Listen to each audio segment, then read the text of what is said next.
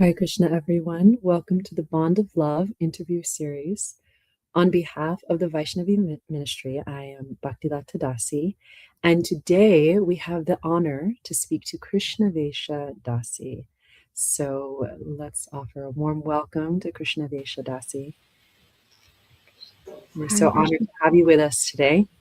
I'm grateful. Thank you. It's an honor to be here. It's wonderful. So I'd like to share a little bit about Krsnavesa Dasi before we get into our interview. So Krsnavesa Dasi first came into contact with ISKCON in London, where she met devotees from the Radha-Krishna Temple in Bury Place. She received first initiation from Prabhupada in Hamburg, Germany, in April 1974 at the age of 15, and second initiation from Srila Prabhupada at Bhaktivedanta Manor, England, in November 1975 at 16 years old. So her first temple service was as a pujari and deity seamstress for Radha-London Isvara, and she went on to sew outfits for Radha Kalachandji in Dallas, Texas as well. After discovering a love of teaching through volunteering at the ISKCON Dallas gurukula, she pursued a career in education and taught in mainstream schools in the United States for many years. Since returning to her home country, England, in 2005, she has been involved in supporting teachers with the delivery of the national curriculum subject religious education, traveling to schools all over the UK, and running workshops on Krishna consciousness in the context of Hinduism. And from what I can understand in England, they allow for religious education to be sponsored by the state, and so that's part of your service. It's beautiful. So with that said, I'd like to jump into our first question for you today as we center on our beloved Srila Prabhupada. So please tell us, what is your favorite memory of Srila Prabhupada? Yeah, I saw Srila Prabhupada a few times, just a handful of times. And just before he left this world, he visited Bhaktivedanta Manor. And as they were bearing him down the stairs in his palanquin, his eyes fixed on me, and he folded his palms and gave his greeting to me. And it just showed me that he'd remembered me. You know, he'd noted my presence on previous occasions when I'd been around, and he had remembered me, and he was acknowledging me as his disciple, and it was the most personal exchange I had with him. It's beautiful, without words, and so simple. Just a few second exchange, but somehow landing in your heart and just staying there all these years. Yes. Yes, thank you. And also, what was your favorite quality of Srila Prabhupada? First of all, what I really appreciated about Prabhupada, and still do appreciate, is his quality of being a touchstone. When I first met the devotees, I was astonished to see all these people who were so different from anybody I'd ever met. They were full of knowledge. They always talked about meaningful things. And at first I couldn't quite figure out where they were from. Maybe they were from another planet or something. But then, you know, of course, eventually I realized, well, they came from similar backgrounds to mine. They were British people. Some of them were Americans. A few were from India. But I realized that their lives had just been touched by Srila Prabhupada. And this special quality that they all had was all due to Srila Prabhupada. So that's his quality of being a touchstone and being able to transform the lives of so many, many people. And then another quality, the other quality I appreciate of Prabhupada very much is his ability to be a transparent via medium and to connect me with Krishna, to connect all of us with Krishna. And the fact that he knows what we all need, that we all so desperately need our relationship with Krishna back. and that's what he wants to give us. Mm. Nothing selfish in there. It's not about him for him, just to have Krishna. So he's a transparent via medium, and I appreciate that very much. I appreciate the word you used of transform.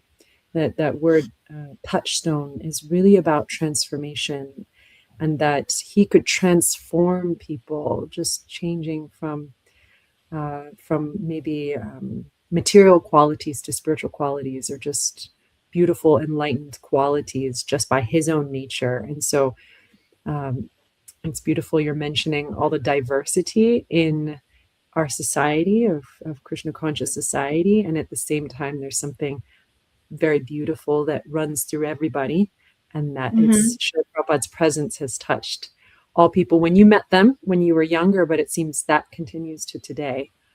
Oh yeah, No matter what, millions of people all over the world, that touchstone quality, and it's beautiful. And it seems like his purity is what has allowed for that to shine through in all kinds of people. And it seems that similar purity to be the transparent, you're saying transparent via medium, like a clear pathway to deliver the transcendental knowledge and culture and understanding. Yes, exactly. Thank you for sharing. It's so beautiful.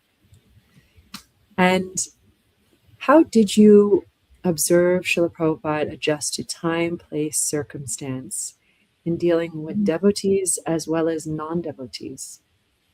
Yeah, I did think about this. And I didn't actually see Prabhupada very often, but I had a personal experience, an exchange, a personal exchange with Prabhupada that illustrates that very well. So I'll just talk about myself and that exchange that I had.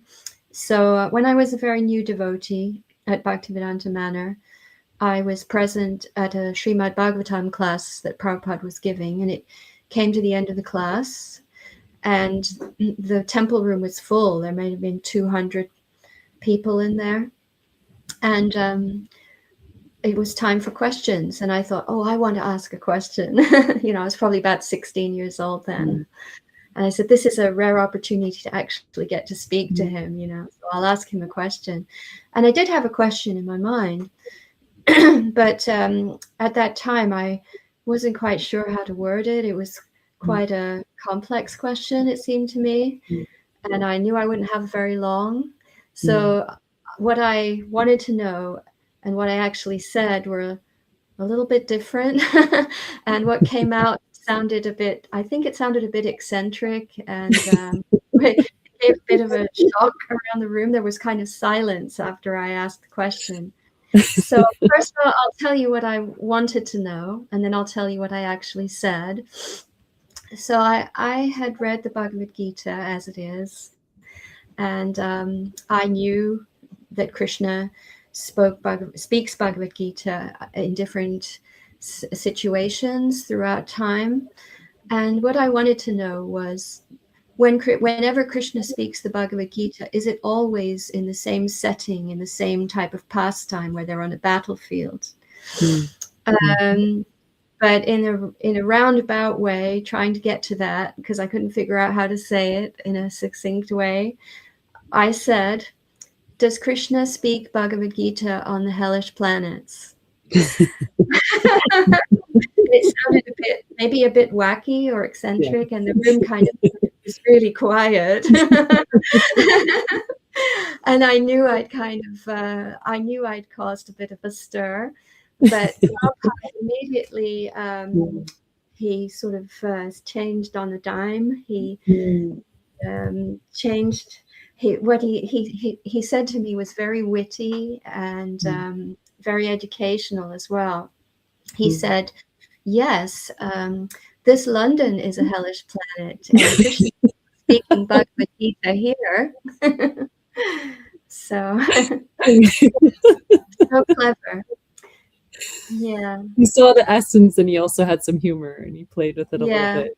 It wasn't a situation where he could really sort of probe and try to find out what I was really trying to get at. So he just kind of made best of the situation. Right. He's adjusting to time, place, and circumstance. And even to your question in this situation, and I can very much relate to the nerve-wracking experience of asking a question in front of hundreds of people, because it also is a testament to your own thoughts and your intelligence and how much are you engaging in the class. And so he's adjusting not only to the question you're asking, to this environment of the class, but also being in England and London. And Yeah. I myself have visited England, and it can be, for especially for someone born and raised in India, where it's warm and that there's that the beauty of the flowers, all of that.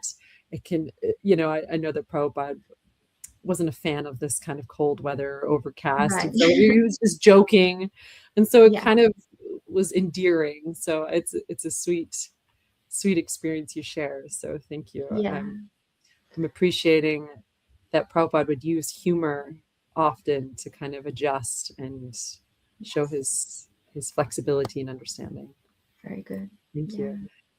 And what about Prabhupada convinced you that you should dedicate your life to him, even now after all these years? And I also want to circle back to your bio that you were 15 when you took first initiation, and kind of calling on that you were so young that you convinced I want to dedicate my life to this person.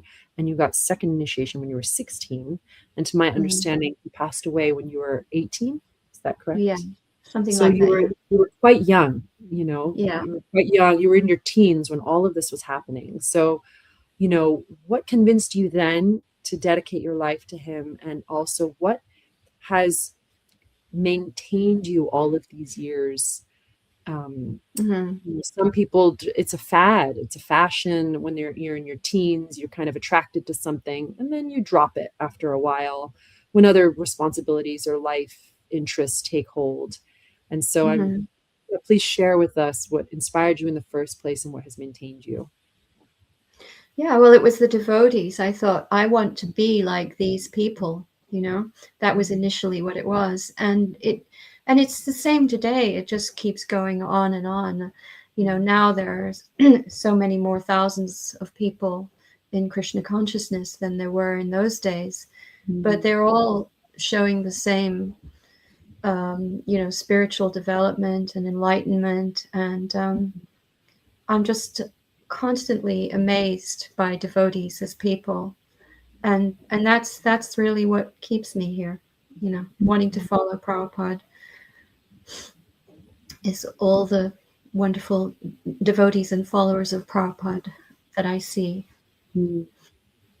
It's beautiful. It seems to come back to that first question we asked you today about, or maybe the second question, which is your favorite quality. And it's like the devotees, they're so special, and Srila Prabhupada brought out their beauty and their purity, and that's what inspired you in the first place, and what continues to inspire you. Back to Srila Prabhupada, and it's very beautiful that he continues to live on in his disciples and devotees. And if you could share only one thing about Srila Prabhupada, what would you want people to know? I would want people to know that only God can love you the way you need to be loved. And Srila Prabhupada is aware of that. And Srila Prabhupada knows God. And he's able to reconnect you with your lost relationship with Krishna. Beautiful. Just succinct, powerful, to the point. It's beautiful. Thank you. How did Prabhupada provide protection for you and other Vaishnavis, other ladies? I think through educating us, through his books and his classes. He taught us, first of all, who we are, that we're spirit souls. And he taught about the nature of the female body, the male body. He taught about the psychology in everybody.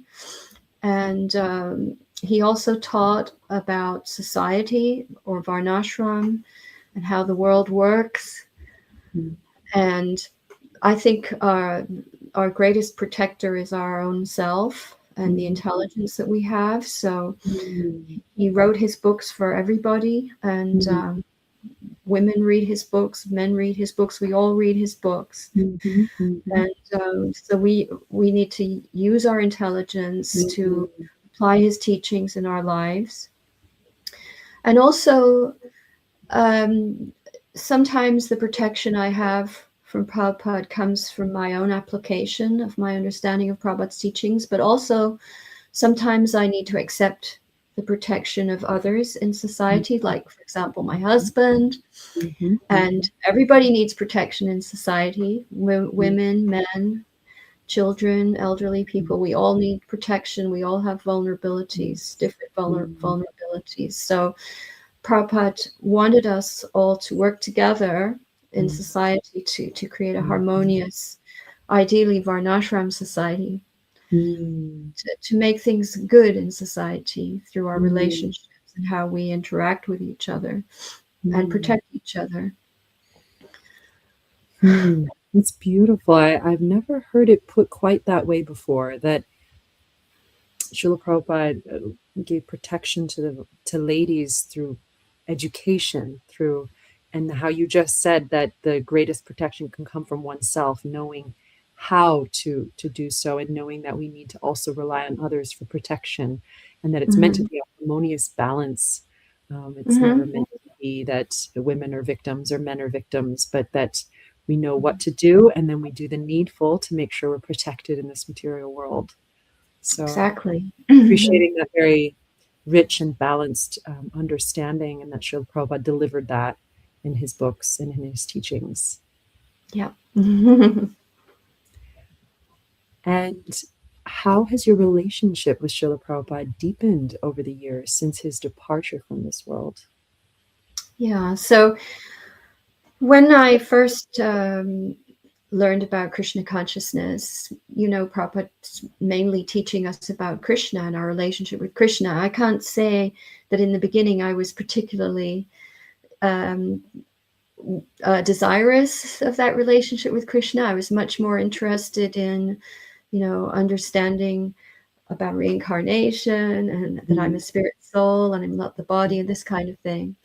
But as I'm getting older and coming closer to the time of leaving this body, that relationship that Prabhupada is offering me with God, with Krishna, is becoming more and more attractive. I feel more and more vulnerable and in need of that, and realizing that this situation I'm in is very soon going to be over, and I really need Krishna.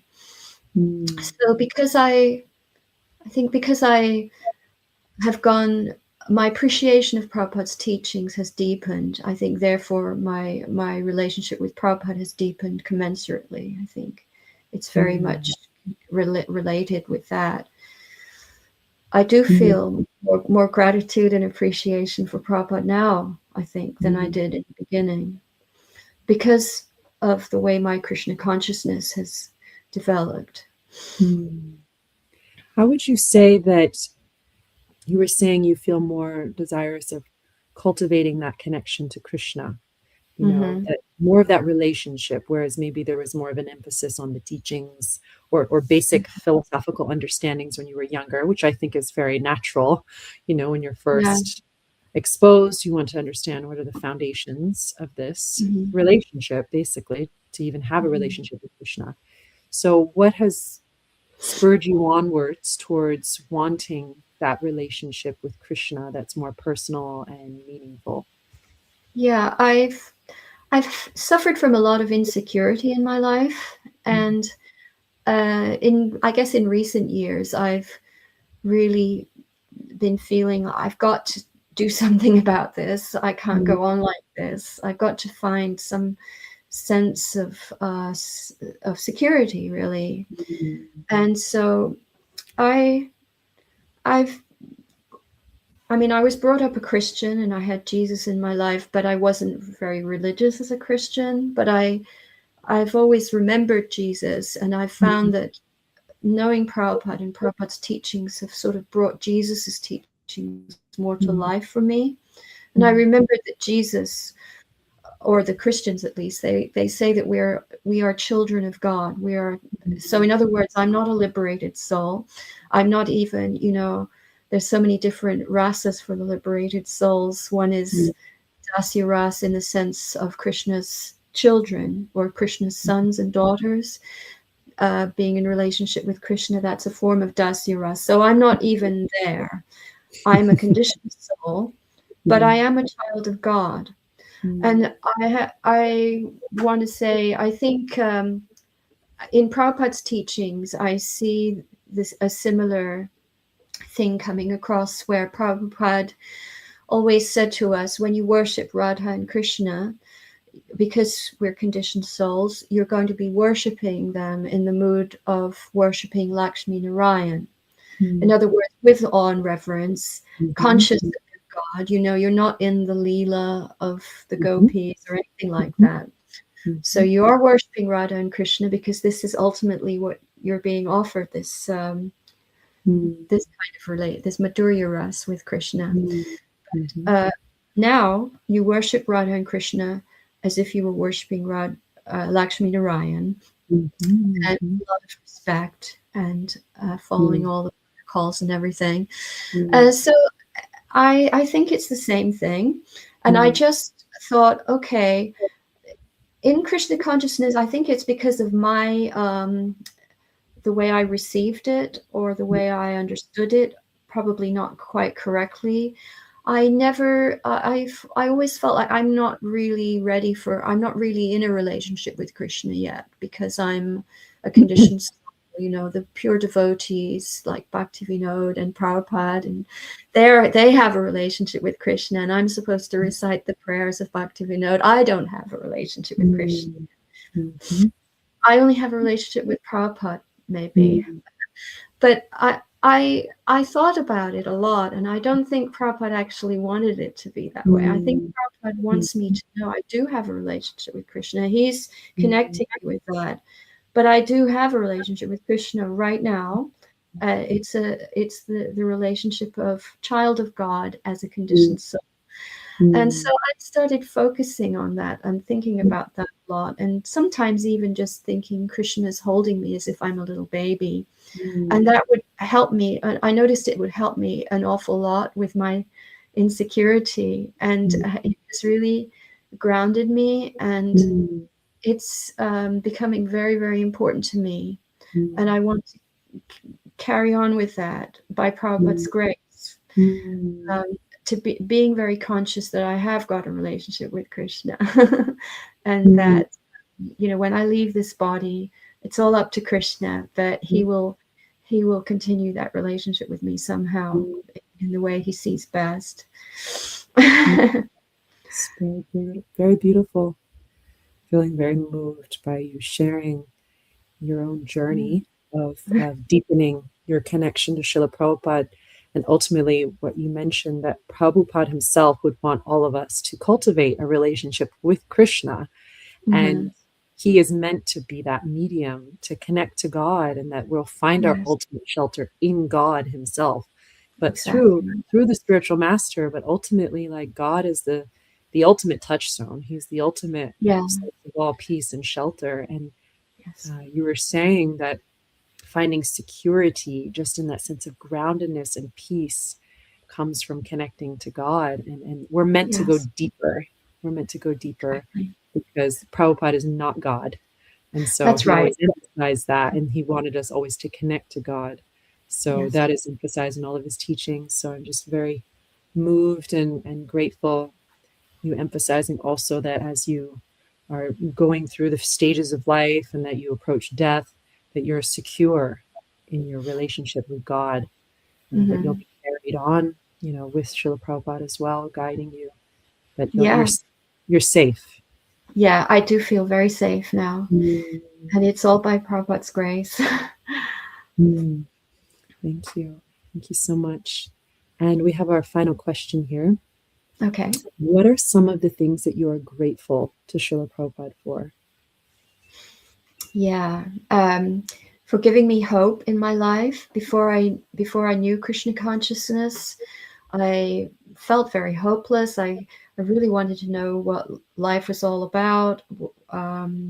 Tried to try and understand things, and it seemed impossible to have any kind of understanding, and it seemed impossible to be happy as well. I was very depressed, actually, and so I have hope, and I have happiness, spiritual happiness, and I have that sense of security. And I'm so grateful to Prabhupada for my god brothers and god sisters and all the devotees. In one sense, I consider any follower of Prabhupada to be my god brother or my god sister.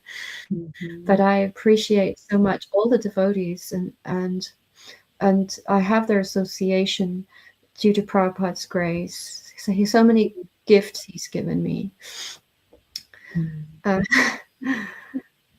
But those are the main ones: the devotees and my sense of hope and security. It's beautiful. It seems like that's really a theme in our conversation today, is that the devotees initially were the ones who inspired you to even give your life to Srila Prabhupada and this movement, and also just you were saying the devotees and this hope and the security, this theme, and it all comes back to Srila Prabhupada, but ultimately that's what sustains you as you continue on in your spiritual life. And yes, as a person, and the knowledge from all his books, all the knowledge is so amazing. Yeah, he's so alive. He's so alive with his books, so alive, so present. All the answers are there. I am so grateful for that. Grateful for the answers, that it's you're not lost, and right. Like you were and saying, they're not just dogmatic answers. They're answers that really make sense. They satisfy the intelligence, and they're so clear. I'm so grateful for all that. I can very much relate to that journey of when you first are exposed to Krishna consciousness and seeking just basic answers, like, what does this mean? What is the meaning of life? All of that, and finding that, and then eventually seeking that relationship with God and finding that hope and security. The gamut is all there, from the simplest responses that are also deep and profound, as well as these more nuanced and complex answers and knowledge and understanding. Prabhupada responds to all of it. Yes, exactly. And it shows in the fruits of the people who follow him, that they are also peaceful and secure and beautiful and wonderful to be around and inspiring. Absolutely. Yes. As yourself, Krsnavesa. Thank you. It's very uplifting to speak with you today. I myself feel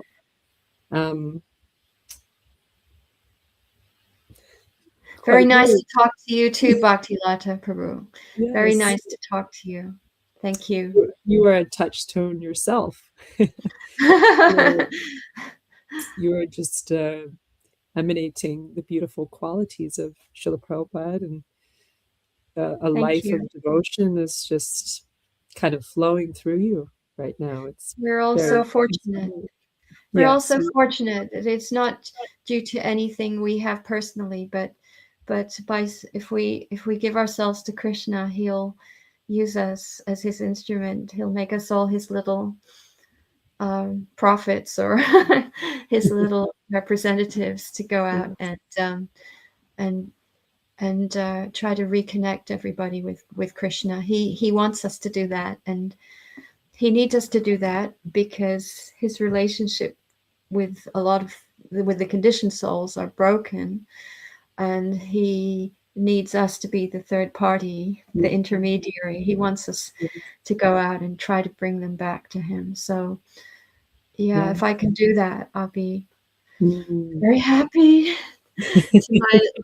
my little capacity to do that, but whatever I can do, I'm very grateful.